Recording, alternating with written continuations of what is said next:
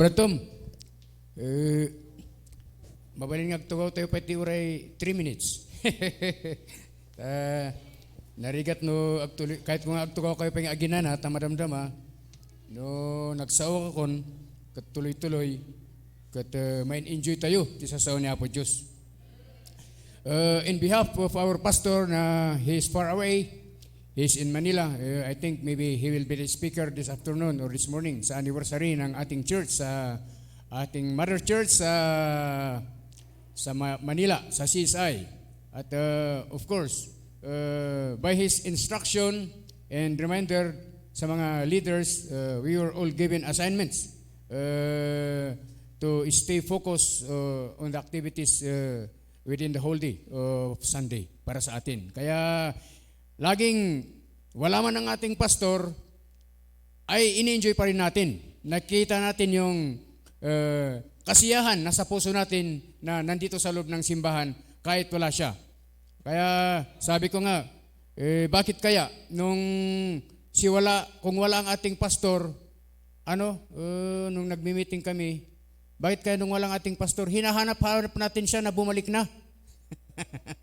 Samantalang kung nandito siya, ay tinataguan natin siya. Di ba? Baliktad. Kaya anong gusto nyo? Yung wala siya o yung nandito siya lagi? Hindi sila makasagot kasi double-minded. Yun ang tinatawag na double-minded. Sige, wala pa namang 3 minutes yung sinasabi ko. Kaya ang sabi ko, I thank God that that our pastor was being used dito sa ministry na ito na pinagkaloob sa atin, bawat isa sa atin. At hindi po basta-basta. As I was preparing my message last night, pambira, isa pa lang yung topic na pag-uusapan natin. Pero parang hirap na ako. How much more sa pastor? Imagine na from Monday to Sunday, nandun lahat yung kanyang sitwasyon na gagawa ng mensahe para sa atin, para may pakain sa atin. You see, para tayong mga bata na inalagaan, actually. Nandyan na lahat yung mga klase ng mentalidad nandito sa loob ng simbahan. Believe me, mayroon dyan si Anjuriel, pasaway. Nandyan si Chantal, mas pasaway. Nandyan si Duday kasi ang pagkakakilala ko sa kanya na lagi raw niyang inaaway ang tatay niya. You see, lahat tayo pasaway. Maraming aspeto at maraming klase ng pasaway na ginagampanan natin sa ating Christian life. But you see, bakit kaya hindi pumuputi ang buhok ng ating pastor? Do you hear the quartet yung trio kanina? It's because of prayer. You see? Sana na-prepare ang ating puso sa mensahe, sa mga choir, sa mga trio, at saka special number. Pambira, si Sir Ariel sabi niya, Apple is the strength of my heart. God is the strength of my heart. Wow, ang ganda ng mensahe ng awit. Di ba? Kaya, iyon naman ay ginising ko lang yung mga isipan ninyo para tayo ay tuloy-tuloy na makikinig sa mensahe. So let's all stand up and let us open our Bibles. Dito sa team natin ay you can see, just open. I will not see the chapter in the verse because it's already written dito sa likod ng pulpit. If you are there, just say aloud, Amen. Just say aloud, Amen.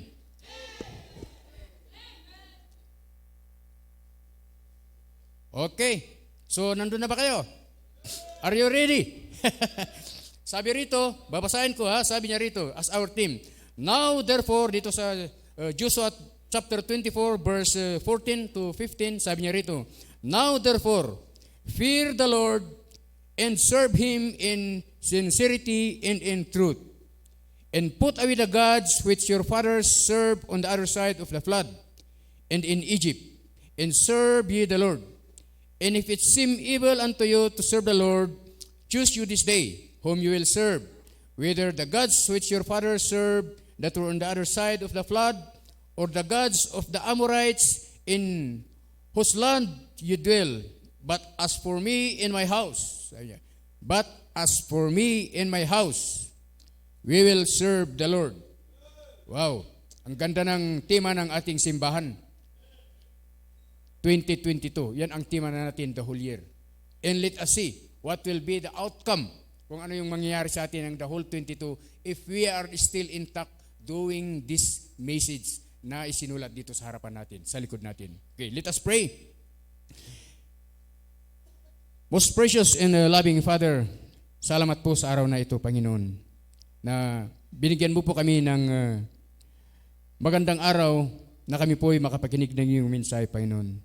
Although our pastor is far away, but we are still here enjoying to listen the word of God. I pray thee, O God, that bigyan mo ako pa ng wisdom, Panginoon, na ma-impart ko at ma-deliver ko ng maayos ang mensaheng ito sa mga kapatiran, Panginoon, at sa bawat anak mo na nakikinig, Panginoon. Wala akong kakayahan. I am not a good speaker nor a good preacher. But I believe, Panginoon, na sa wisdom na ipagkakalob mo sa akin, Panginoon, ay sabihin mo yung salita na aking sasabihin sa kanila, Panginoon, para magiging encouragement ako, Panginoon, at magiging blessing. Na kami ba talaga ay nagsaserve at sincere sa aming paglilingkod sa iyo, Panginoon, lalo na ang bawat membro ng aming pamilya, Panginoon. Ikaw ang manguna sa amin, Panginoon, sawayin mo ang diablo, Panginoon, at igapos mo, Panginoon, ilayo mo, Panginoon, itapon sa anumang bagay na mangdidistubro sa aming pag-uusapan dahil napakahalaga po ito sa amin, Panginoon. As for me and my house, we will serve the Lord. At salamat, Panginoon, sa mga kapatiran na nandito, Panginoon. Pagpalain mo sila, Panginoon. At huwag mong paintulutan ng maghapong ito sa amin, Panginoon, ay wala kaming matatanggap, Panginoon, at dala-dala, Panginoon, ang pagpapala at blessing, lalo na sa iyong salita, Panginoon. Kung anuman ang filthiness ng aming puso at isipan, Panginoon, ay humiling po kami ng kapatawaran. Ito ba ang aming dalangin sa pangalan po ni Jesus? Amen. Amen. Sige, makakaupo na po tayo. Okay, maganda ng usapan natin. Gusto kong liwanagin lang, ang topic na ibinigay sa atin ng family is all about family. Bakit ang pamilya natin need to serve God faithfully? Wow, faithfully. Ano ba ang, bear with me, hindi ko tatapusin ito ng 3 oras kasi nabigyan lang ako ng ating pastor ng 30 to 45 minutes. And I promise you, if it extends, mga segundos lang siguro. At kung medyo ginaganahan tayo, gawin nating 4 na oras. Di ba? Mas maganda yun. Sana maintindihan ninyo ako dahil ako naintindihan ko kayo. So, sabi niya rito, me in my house, we will serve the Lord. Ang ganda ng tema. Di ba? Sabi, ano bang ibig sabihin ng faithfully? Faithfully. Faithfulness.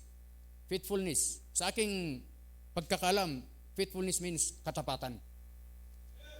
Katapatan. Sincerity. Naglilingkod ba tayo ng sinseridad sa Panginoon? Not individually, but most especially tayong mga pamilya. Our family. Are we serving God faithfully? And why do we need to serve God faithfully? Is it in our own ways? Is it through the Word of God? Or is it from the pastor? Hindi. Sabi faithfully, you must be place of trust. It's a place of trust and loyalty. Hindi sa pastor. Hindi sa bawat isa sa atin. It's all from the Word of God. Kung basahin natin, kung dito sa Deuteronomy 11:27 and 28, sabi niya rito, kung babasahin ko, dalawa lang ang pagpipilian natin dito. A blessing if you obey the commandments of the Lord your God, which I command you this day. And a curse if you will not obey the commandments of the Lord your God, but turn aside out of the way which I command you this day to after their gods which you have not known. Dalawa lang ang pagpipilian natin. It's either blessing and curse, yung pag-ubi natin sa Panginoon.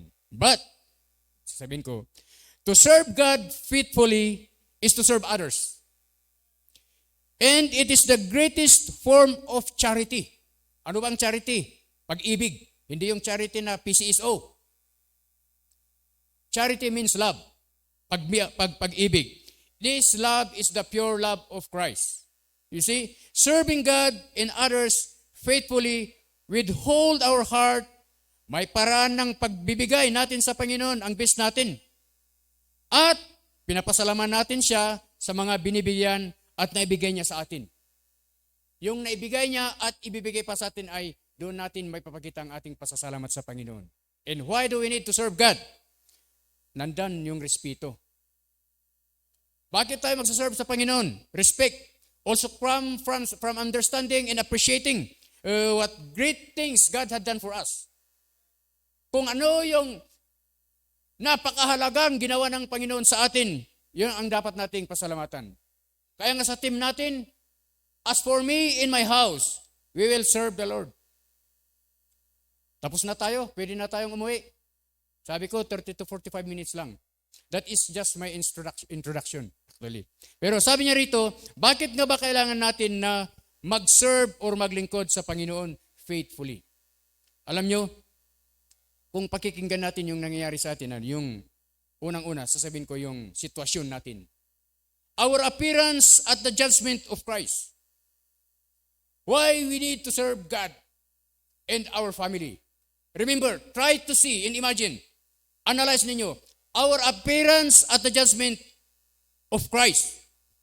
Kung sa pagkatapos ng ating buhay dito sa ibabaw ng mundo at haharap na tayo sa Panginoon, individually and with your family, mayroon kaya tayong ipapakita na tayo, bakit naglingkod tayo sa Kanya ng sincerity at in truth?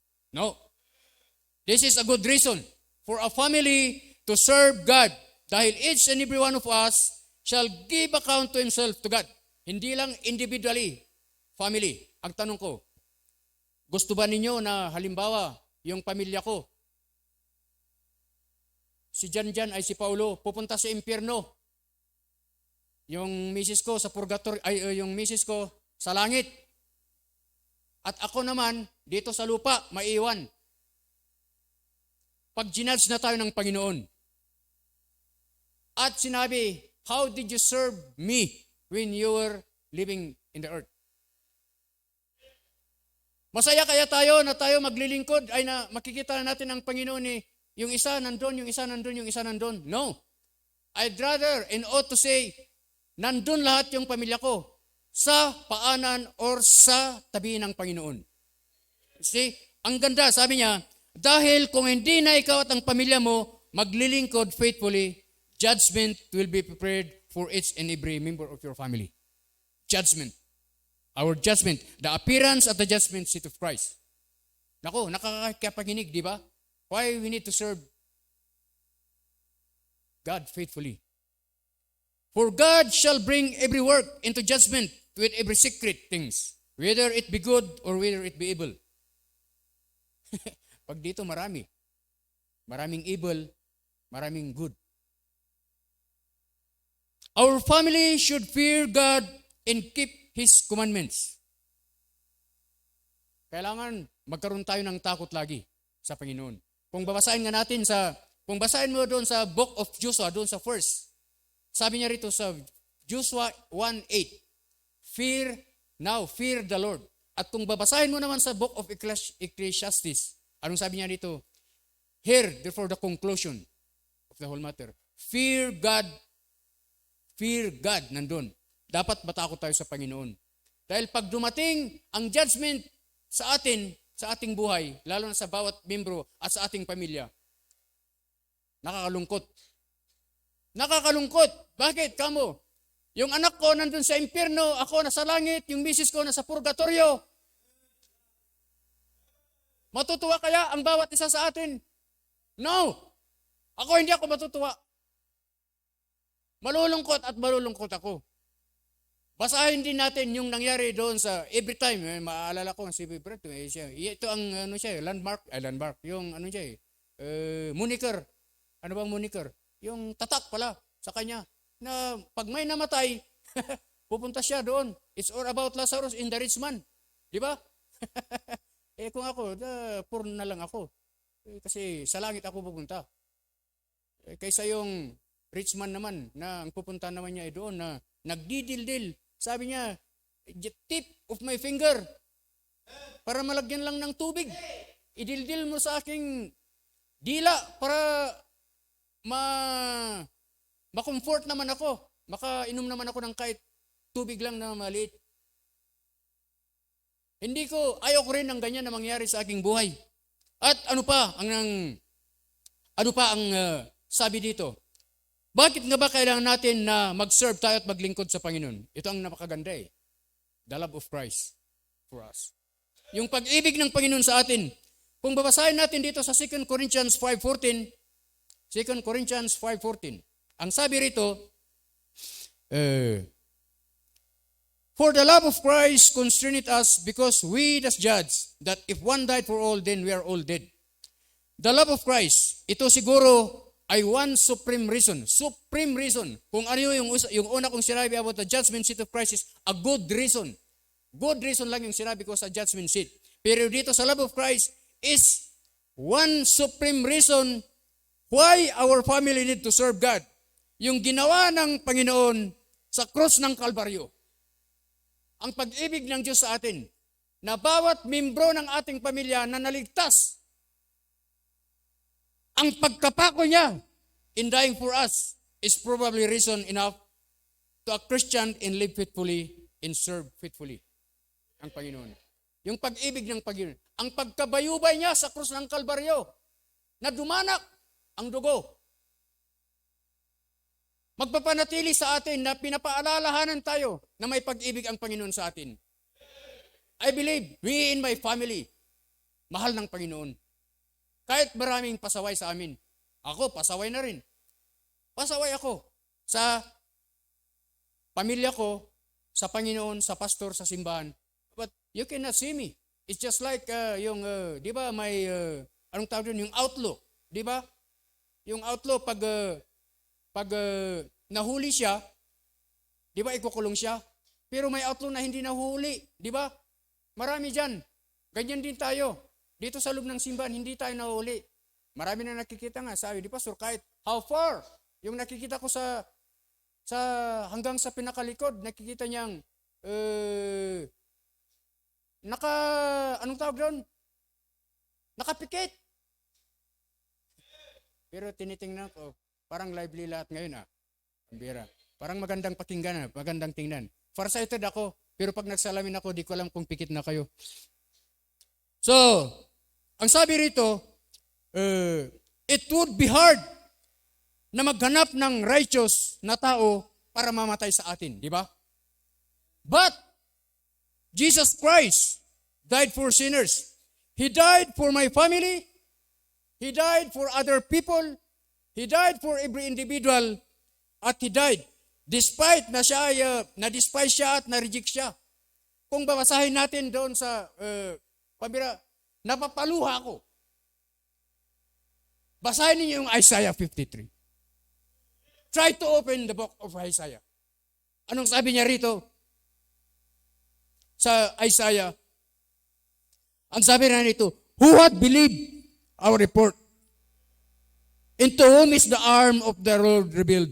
For he shall grow up before him as a tender plant, and as a root out of dry ground. He hath no form nor comeliness, and when we shall see him, there is no beauty that we should desire him." Pag nababasa ko ang Isaiah na ito, kung yung pagkapako niya sa krus ng Kalbaryo, walang kagandahan. Pero sa pagmamahal niya sa atin, dahil sa ating kasalanan, pero bakit matigas ang ating puso sa gawain? The ministry, we have so many ministries. I'm an usher, nagbabaptize ako, sa transportation ministry, area leader ako. But I still, yung desire ko kulang. Pero pag tiningnan nyo yung ginawa ng Panginoon sa iyo, sa buhay mo, at sa iyong pamilya, bakit wala tayong desire sa Kanya? Dinidespise natin siya, nire-reject natin siya. Every time there is a message na ini-impart sa atin ng ating pastor na ginagamit ng Panginoon. Yung wisdom na pinagkakalob sa Kanya, hindi ba sapat? Hindi ba sapat?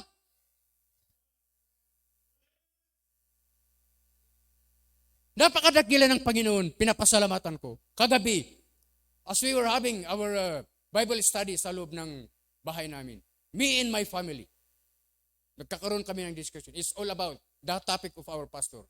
A blessed family na planted with the Word of God.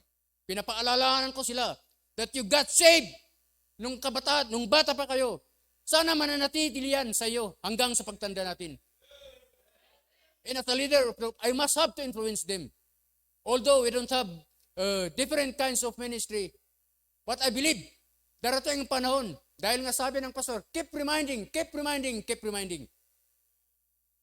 Sa mga anak natin at sa buong pamilya natin. Napakadakila ng Panginoon para sa atin. But if you try to ignore God's word, maniwala kayo sa akin, pupulutin tayo.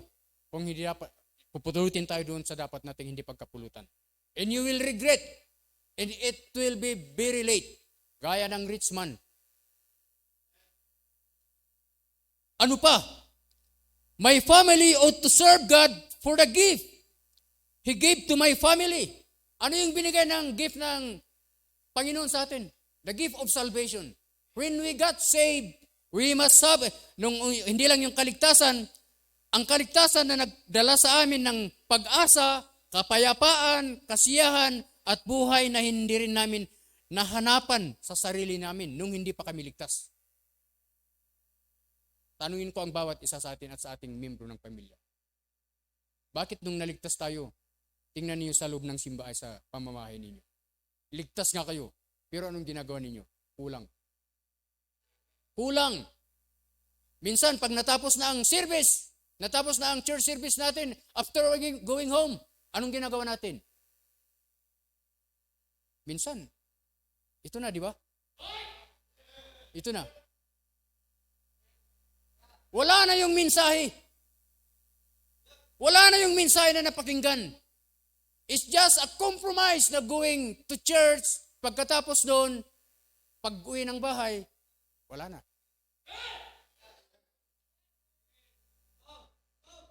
Are we really serving God? Sincere and pure sa ating puso? Lalo na tayo sa ating pamilya.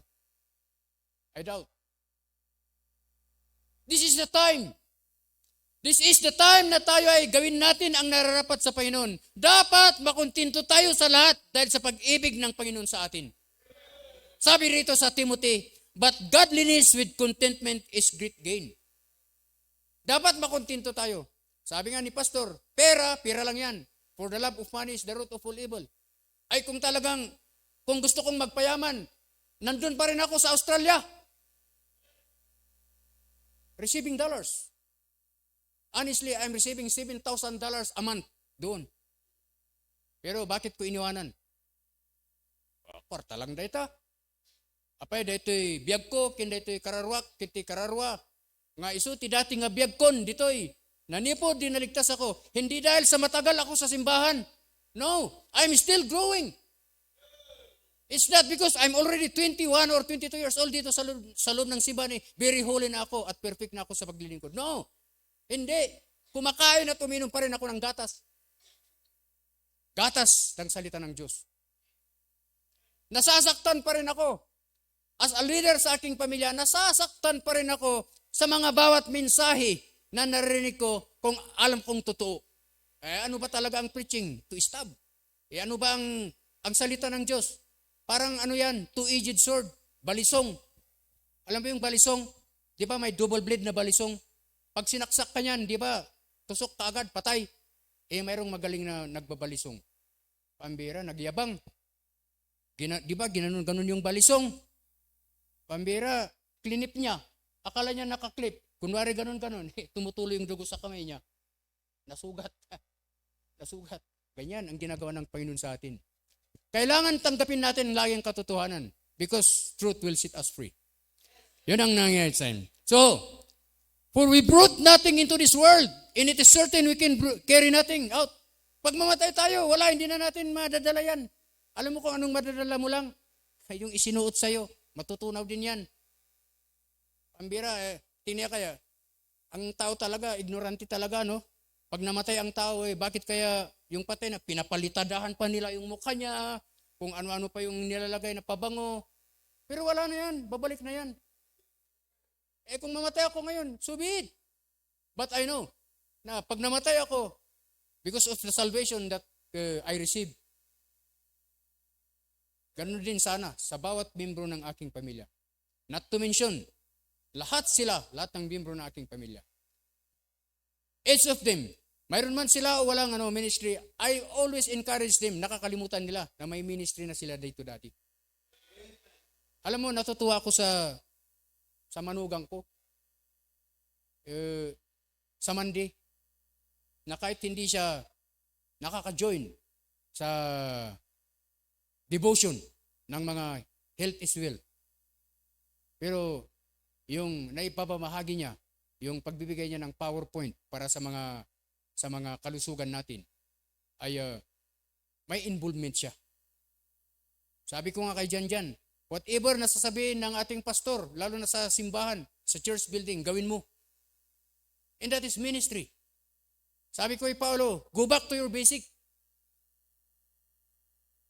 Si Lisa, bumalik ka.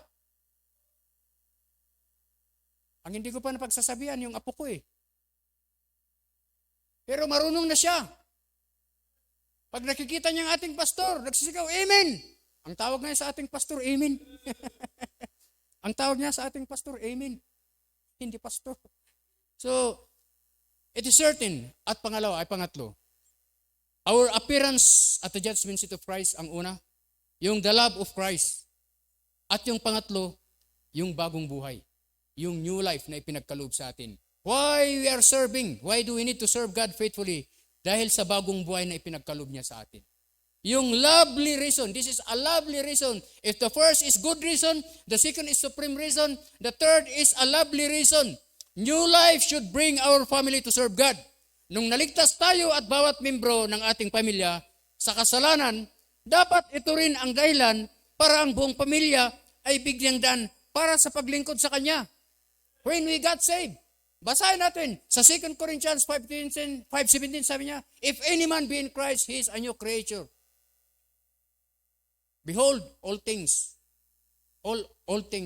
are become new.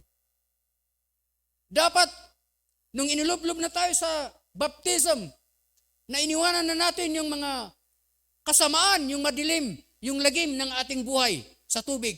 At nung itinaas ka na sana't nagiging bagong buhay ka na. Binago na natin ang ating buhay. Sabi dito sa Ephesians 4:23-24, anong sabi niya rito? Sabi niya, and be renewed in the spirit of your mind, in that you put on the new man, which after God is created in the righteous and true holiness. A renewed family life is anyone to live. Ipamuhay sana natin yung ganito. Pambira, nung hindi pa kami Kristiyano, alam nyo, maniwala kayo sa akin. Ngayon ko lang natanto sa aking buhay. Gusto nyong tumawa? Patatawanin ko kayo. Alam nyo, nung hindi pa kami Kristiyano, ngayon ko lang natanto na hindi pala ako nagkulang sa misis ko at saka sa pamilya ko. Oo. Bakit? Hindi ako nagkulang. Tanungin ninyo sa misis ko. Kasi pag nag-aaway kami, sabi niya sa akin, Lakay, sumusubra ka na. Sabi niya sa akin, pag nagtatalo kami. Kaya hindi ako nagkulang, di ba? Kasi pag nagtatalo kami, yun ang lagi niyang siya. Yung mga anak ko, Papa, sumusubra ka na sa iniinom mong alak. Kaya hindi ako nagkulang sa kanila. Yun ang maganda sa amin, nung hindi pa kami naligtas. Di ba? Kaya, pag inaway kayo ng misis ninyo, totoo na tayong mga tatay, hindi tayo nagkulang sa kanila. Di ba? Hindi tayo nagkulang sa kanila. At, ano pa?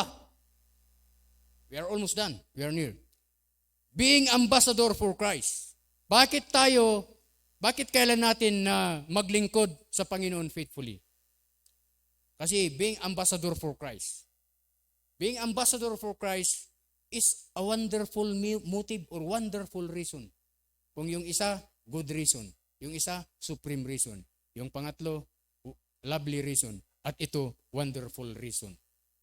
Na bakit tayo kailangan maglingkod at ang ating pamilya faithfully sa Panginoon. Alam ba ninyo? Sabi nga rito sa 2 Corinthians 5:20, ang sabi, 2 Corinthians 5:20, sabi, now then we are ambassadors for Christ, as though God did visit you by us. We pray you in Christ instead, be you reconciled to God. Now then, we are ambassadors for Christ. Alam ba niyo na hindi naman karamihan ng tao, kahit popular ay, di ba, nagre-represent or nag-endorso sa mga malalaking kumpanya, gaya ng halimbawa, yung Nike, Adidas, Microsoft, Alcatel, kung ano-anong mga kumpanya, di ba? Marami yan na hindi siya nakikilala, pero bihira na hindi sila nakikilala, pero nag-endorso sila ng mga produkto at mga kumpanya para tumaas ito, di ba? Gumanda yung produkto. But don't you know na pwede rin nating i-represent si Kristo before the world? Pwede nating i-represent, magiging ambassador tayo. Magiging ambassador tayo sa mundo. Maaring ang pamilya mo, maaring ang kapitbahay mo, maaring ang kaibigan mo, maaring ang katrabaho mo, maaring ang buong simbahan. Pwedeng mag-represent kay Kristo sa mundong ito. Magiging ambassador tayo. Bakit? You can show forth the excellence of Him who called you out of darkness into His marvelous light. Para ipakilala natin ang buong pamilya natin na may Diyos, may Kristo. Yun ang pinakamaganda. Sabi nga rito sa 1 Peter 2:9, Christ has no one else do this for Him, di ba? Walang gumawa ito sa Panginoon. Walang gumawa, walang nag-represent. But we can do this. Personally, individually, and ang buong pamilya natin, pwedeng may represent ang Panginoon. I-represent natin ang pangalan niya before others na nangangailangan na ibigay ang kanilang buhay sa Kanya at paglingkuran din siya. You see how good is our Lord sa atin. Napakadakila ng Panginoon. Hindi ako karapat-dapat actually na magsalita. I'm not worthy to speak in front of you because also I'm a sinner. Ang aking pamilya, hindi perpekto. Nagkakasala rin sila. Lagi rin ako sentro ng pulpito. But I always bow down. Sabihin ko, Panginoon, salamat. Lahat ng mga tatay may struggle sa leadership natin sa ating pamilya. Bawat isa sa atin. I believe, lahat tayo. From Brad Tom, sa akin, si Brad Edgar, maaring si Sir Bonnie, si Guido, si Brad Asirto, si Brad Rolly, lahat ng mga tatay, si Brad Tommy, Brad Rudy, lahat tayo, si Brad Dennis, lahat tayo may struggle tayo sa kanyang mga anak. But bringing them to the ministry is one great service na pwede natin gampanan. As for me in my house, we will serve the Lord. Alam niyo, bakit nagiging victorious life ang buhay ni Joshua? Kasi lahat ng direksyon, sinunod niya yung God's direction. Sinunod niya yung direksyon ng Panginoon para sa buhay niya. Kaya nagapi niya lahat yung mga kaya nakarating sila ng promised land. Ganyan din sana tayo. Bago tayo makarating sa rurok ng ating, rurok? Sa kalalim-laliman ng ating buhay, bago natin marating ang langit, dapat ganun din ang gawin natin na magkaroon tayo ng victorious life. What then? If we will be planted by the word of God. A blessed family should be planted by the word of God, sabi nga ni Pastor. Para magiging fruitful din tayo at may impart din sa iba. Yan ang napaka-importante. At ano pa? Last. Why? Bakit nga ba kailangan natin na mag-serve or maglingkod sa Panginoon faithfully? Because of the Great Commission. Great Commission! should always be attached as center of our service to God. Dapat yan. Are all members of the family involved in the ministry? Kung babasahin ko lagi yung mga isinusulat ko dito, Great Commission is always attached on the center of our service to God. Are we really soul winning? Nagsusoul winning ba tayo? Marami, pinipilit pa natin. Sometimes, we are just trying to see the report na makumply lang natin na mas marami tayo sa ibang grupo. That should not be the way. Kailangan pag nag-soul winning ka, soul winning. Because you are bringing that soul to God. Hindi lang po sinusulwin mo para may i-report ka. No. Huwag mo na lang gawin. At church attendance. Huwag lang tayong pupunta sa church not